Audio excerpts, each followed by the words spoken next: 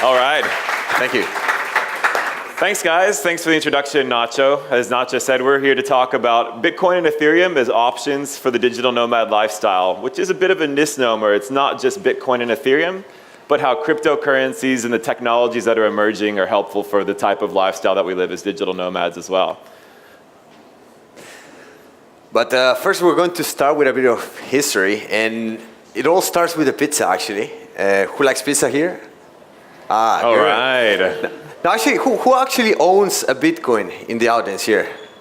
So, who's at least heard of Bitcoin? Good. Okay, good. Who has a Bitcoin? Or Bitcoin in general? Cool. Who's planning on buying or wants to buy some Bitcoin or invest in Bitcoin in the next, let's say, 2 weeks? And who actually knows that Bitcoin and cryptocurrency is more than just payments and an investment tool? Oh, great. That's awesome. That's a great audience, actually. So Bitcoin starts with a pizza on May 22nd of 2010. This was the very first transaction. These two pizzas were sold for 10,000 Bitcoin. Today, those pizzas are worth $40 million, which is huge. And we're going to present first ourselves. Sean? Yeah, so I'm Sean. I'm a nomad entrepreneur, a web developer, and a cultural anthropologist. I have a personal portfolio of about 40 different cryptocurrencies and crypto assets, and I've been on the road nomading since 2004. This is me at my workstation and on my motorcycle. And I'm Diego. I'm a nomad entrepreneur, developer, engineer. I'm co-founder of Coin Coaching along with Sean. I'm also founder of TX Hash, and I like kitesurfing. I also have a nomadic life, as you can see. So one thing that we always like to drive home is a famous quote by the man, the legend, Warren Buffett, great entrepreneur, great investor. He said famously, never invest in a business that you cannot understand. And we see so many people now with all the hype around cryptocurrencies and Bitcoin and Ethereum jumping into investment positions without really having any idea what it is or how it works, how to keep things secure. And so we think it's really important to start at a fundamental level with knowing what cryptocurrency is and kind of like the basics about it. That's right, Sean. So we decided to create Coin Coaching to help complete beginners to become smart investors in Bitcoin, Ethereum, and ICOs. And this is the mission that we have on Coin Coaching. So we're going to start first with the basics. Yeah, so because we only have about 15, 20 minutes for you guys here, we want to leave some time for questions. We're not going to really get into great depth on how cryptocurrencies work. We'll just cover a few basics. So most cryptocurrencies operate by 3 basic principles. One is cryptography, which just simply put is the way that everything you do on the internet it can happen, where you have an account. Anytime you have an account on the internet and use passwords, there's cryptography involved. The second concept is peer-to-peer networks, which sounds kind of like a weird nebulous term if you're not a techie, but if you remember what Napster was or BitTorrent or these kind of file sharing services, it's just a bunch of computers around the world sharing information with each other rather than the information all being on one central place stored like in Google's warehouse, for example. The third concept is blockchain. And blockchain is kind of like the scariest, weirdest, most techie sounding term of all of them. And when you hear like a programmer try to describe what it actually is, most people get scared away. But really it's just a simple ledger like a bank would keep with transactions. You have just your account that you're sending from, account that you're sending to, and the amount that you're sending. And all these transactions are just on a ledger, and these pages of the ledger are chained together in order, in a sequence, and this is called a blockchain. Exactly. And if you think that Bitcoin and Ethereum are the only cryptocurrencies that exist, well, let me tell you that right now these are only the tip of the iceberg because there's thousands of different cryptocurrencies today in the market, and it's growing every day. So let's start with Bitcoin first. That's right. We're just going to tell you a bit about the 2 most famous ones that probably most people have heard about here. The first one is Bitcoin. So with Bitcoin, what's the big deal? Why do people really care? What's revolutionary about Bitcoin? Well, first of all, Bitcoin is completely decentralized.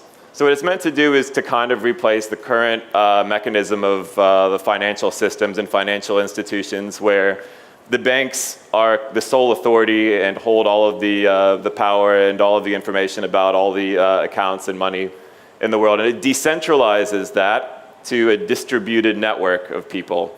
So Bitcoin is decentralized. It's fully transparent because the blockchain, these ledgers, actually live in public space and anybody can download a copy.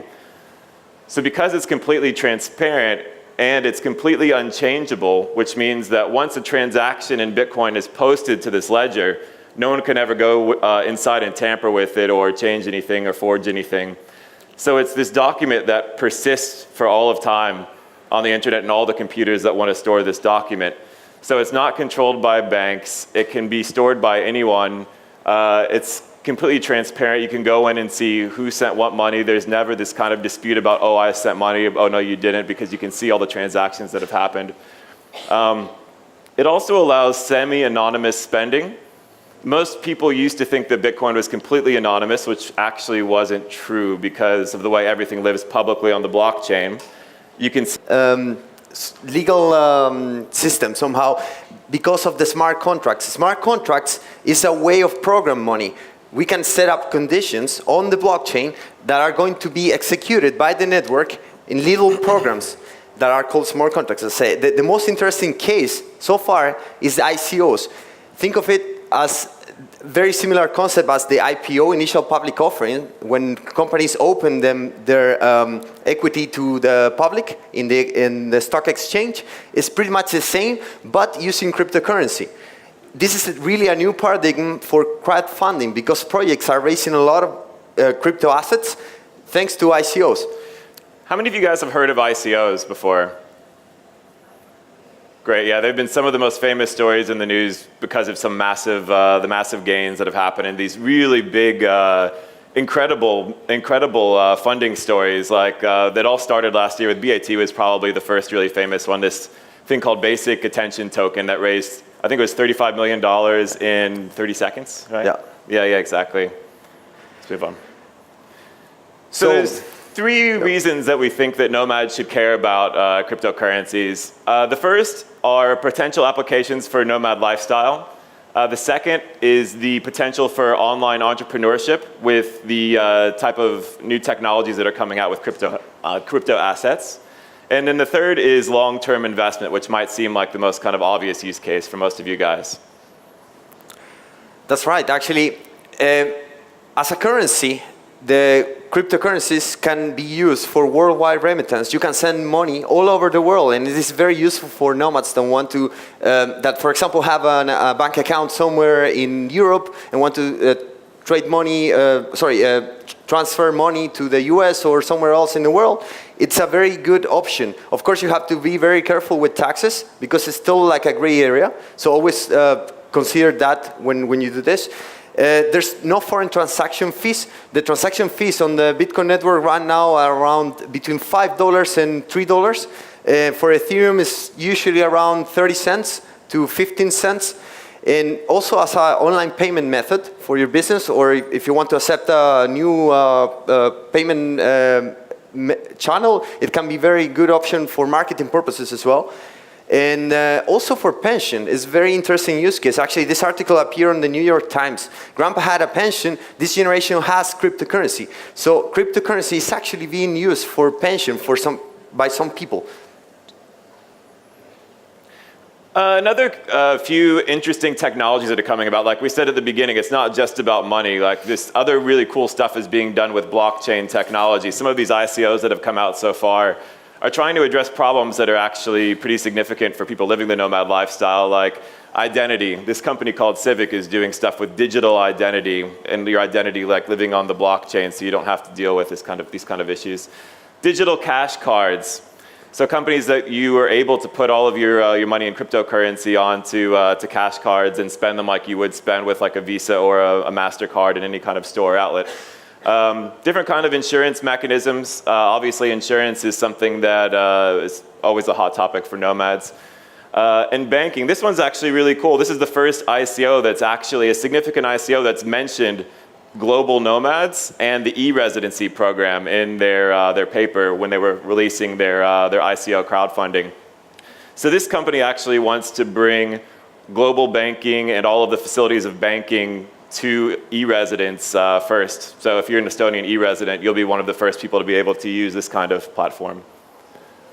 For online entrepreneurship potential, with all the stuff that's coming out on the blockchain, if you're one of the first people who can kind of recognize what's going on in these sectors and bring the technology in with your own knowledge about these kinds of online entrepreneurship potentials, you have a chance to profit in a really nice way.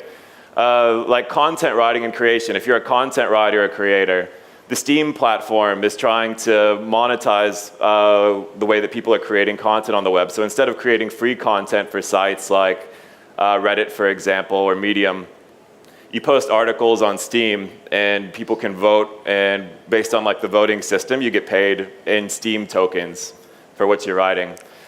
Another one is like decentralized marketplaces that are coming about. So this company called District 0x, for example, is trying to displace things like eBay and online marketplaces. And if you can take out eBay or these online marketplaces, take out the middleman, and distribute all the profits to people who are actually trying to buy and sell things, that's something that's really interesting for us as well.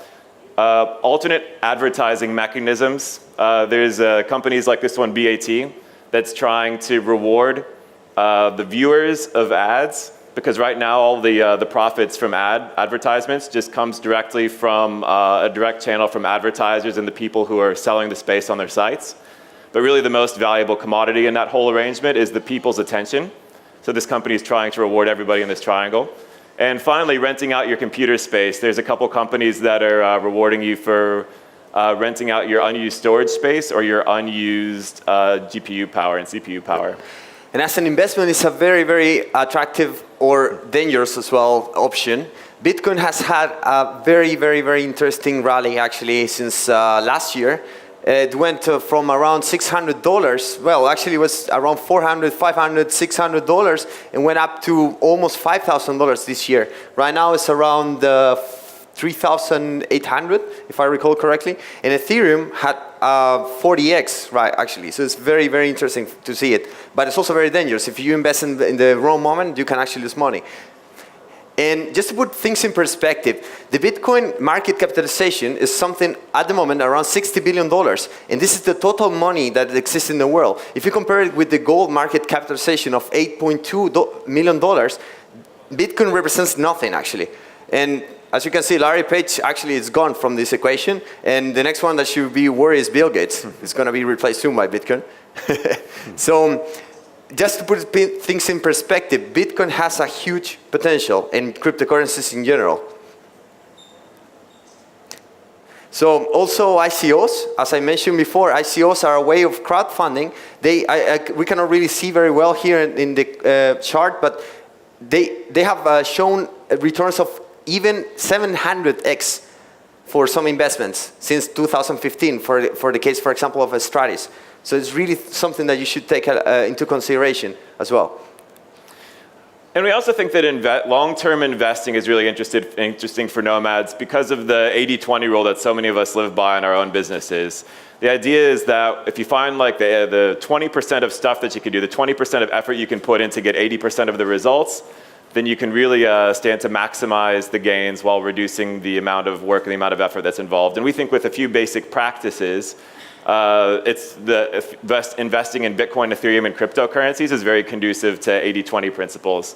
We don't have time to talk really too much more about this, but just basically an 80-20 approach has to do with researching your investments, really understanding what you're researching in, choosing an accumulation strategy for buying and selling, and really sticking to it, not letting greed and FOMO get the best of you. Knowing how to secure your investments, because these things, if you don't secure them properly, anybody can steal these, like your Bitcoin or your Ethereum from you if you're not careful. And then plan and stick to a long-term portfolio strategy. And we discuss this a bit more in detail on our website and in our Facebook group as well. So if you guys want and you have questions about cryptocurrency investing or applications for digital nomads, you can go to our Facebook group up here. And we also have a free ebook for the three most common mistakes that beginner investors make in Bitcoin and Ethereum if you go to coincoaching.com/nomadcity. Thank you very much, and thank you also, Nomad City, for inviting us. Yeah. All right, this is a great question. How much is a Bitcoin going to be at the end of 2017? Well, two options. It's either 0 or it's going to be 1 million. Yeah. No, really, we can never know. We actually don't give advice on what the price is going to be. But I don't know. It's very difficult to say at the moment because there's a current situation with China that has been bringing the market down. Also, many technological improvements on the protocol of Bitcoin, Ethereum as well, that are kind of like giving some uncertainty on where the price should go to. So we cannot really say, but if you believe in the technology long term, it's not crazy to think that a Bitcoin could worth $100,000 per unit, considering the chart that I showed before. If Bitcoin captures only 1% of the potential of the money market that exists in the world, a number like that can be reached, considering that the maximum supply of Bitcoin that can exist at the very long term is 21 million coins. And I remember back in 2013, people thought that $10,000 was a ridiculous number, that Bitcoin could never ever get to 10,000, and we've been halfway there this year. So yeah, it peaked at 5,000. We don't really have time to explain how Bitcoin mining works, but right now you need very sophisticated hardware that basically calculates hashes. And these hashes have to have certain characteristics. So a certain amount of zeros at the beginning of the hash. A hash, for those who don't know what it is basically a number, right? And the more zeros that it has, the higher the difficulty it is. And whenever some miner finds a certain hash that the network is looking at the moment, then a new block is released, the transactions are included, and Bitcoins are created in the network. Yeah, we really can't explain mining in 2 minutes, but if you want to talk later about mining, we're happy to explain in simple terms. Yeah. In my opinion, the best way is by investing at the moment. Mining it requires a lot of work in the moment and a lot of investment. And the problem is that the hardware gets obsolete because the difficulty tends to go up. So yeah, you used to see miners that had like their own little like mining tools in their house, but now like everyone who's mining Bitcoin at a significant level are these massive mining farms in China that are located right next to hydroelectric dams because they get cheaper, free energy.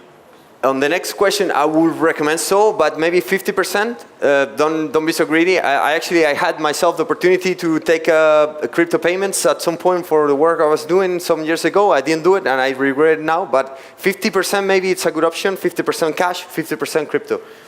Yeah, if you figure out what your risk tolerance is and what you'd want to put into the crypto market, then it's not a bad idea to take that percentage and just apply it directly to what your employer is paying you and have them just funnel that directly into your Bitcoin. So the next one, seems that crypto have exploded more for speculative purposes than services and ever for business. Oh yeah. I don't understand actually the question exactly, but how much is how much is actively being traded in trading volume? Is that? That's actually my question. Yeah, and it depends on the level that you want to kind of invest in learning the different tools in the toolkit. Like ones like Coinbase are really simple for beginners to use. Ones like Kraken, you have to understand a little bit more about what actually happens when you place an order in a marketplace with buy and sell orders and things. So yeah, if you want to start with an easy approach and you're a US citizen, for example, then Coinbase might be an interesting one to look at for you. For this one, I personally keep 50% of my net worth in cryptocurrencies, and I'm very strict with that. Because the reason why I do this is because if the cryptocurrency market goes up, then my crypto portfolio tends to show that I have more cryptocurrency than fiat, then that forces me to sell and always keep a balance. And the other way around. If the cryptocurrency crashes, then my fiat amount increases, and that forces me to get into. So in that way, in long term, if cryptocurrencies tend to go up, I increase both. And this is like what we were saying kind of at the end. It's really important to have a strategy worked out in mind before you start investing and really stick to that strategy. Otherwise, your portfolio will get really out of whack. You'll get overtaken by greed and fear as well. Greed and fear, and have way too much invested and not have enough cash available for other things. Yeah, and of course, one last thing that is only my personal situation. It's not something that I advise for anyone. I mean, you have to decide yourself at the end. For most people, 50% is probably really high for like how much you would have in crypto. I think probably fairly common is between like 5 to 10%. Depends on your risk tolerance, really. Exactly. Yeah. Thank you very much. Thanks.